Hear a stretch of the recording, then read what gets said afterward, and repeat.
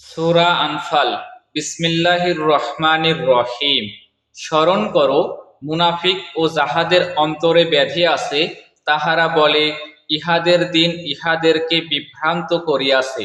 কেহ আল্লাহর ওপর নির্ভর করিলে আল্লাহ তো পরাক্রান্ত ও প্রজ্ঞাময়। তুমি যদি দেখিতে পাইতে ফেরেশতাগণ কাফিরদের মুখমুগুলে ও পৃষ্ঠদেশে আঘাত করিয়া তাহাদের প্রাণ হরণ করিতেছে এবং বলিতেছে, তোমরা দহন যন্ত্রণা ভোগ করো, ইহা তাহা তোমাদের হস্ত যাহা পূর্বে প্রেরণ করিয়াছিল। আল্লাহ তো তাহার বান্দাদের প্রতি অত্যাচারী নন। ফিরাত্তয়নের স্বজন ও উহাদের পূর্ববর্তীদের অভ্যাসের ন্যায় ইহারা আল্লাহর নিদর্শনকে প্রত্যাখ্যান করে। সুতরাং আল্লাহ ইহাদের পাপের জন্য ইহাদেরকে শাস্তি দেন। নিশ্চয় আল্লাহ শক্তিমান, শাস্তিদানে কঠোর।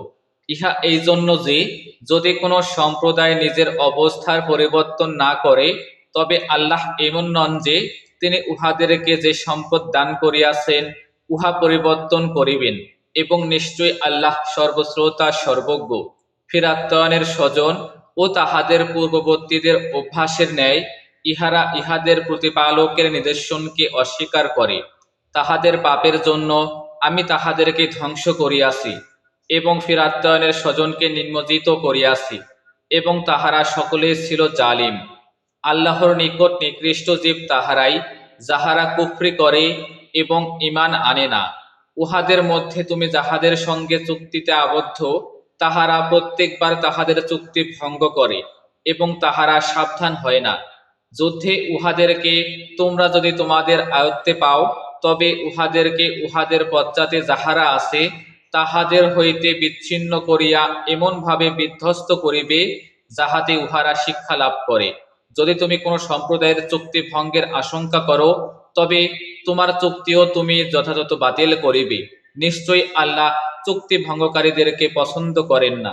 কাফিররা যেন কখনো মনে না করে যে তাহারা পরিত্রাণ পাইয়াছে। নিশ্চয় তাহারা মুমিনগণকে হতবল করিতে পারিবে না।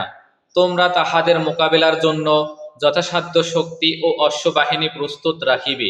এতদ দ্বারা তোমরা সন্ত্রস্ত করিবে আল্লাহর শত্রুকে, তোমাদের শত্রুকে, এবং এতদ্ধিত অন্যদেরকে, যাহাদেরকে তোমরা জানো না।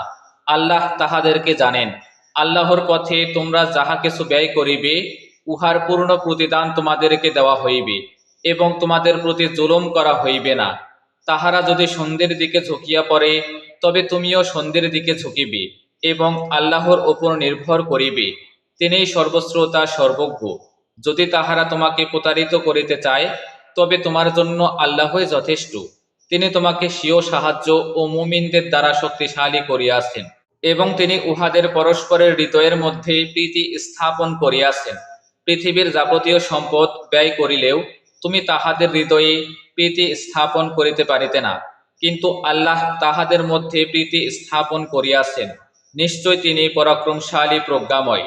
হে নবী, তোমার জন্য ও তোমার অনুসারী মুমিনদের জন্য আল্লাহই যথেষ্ট।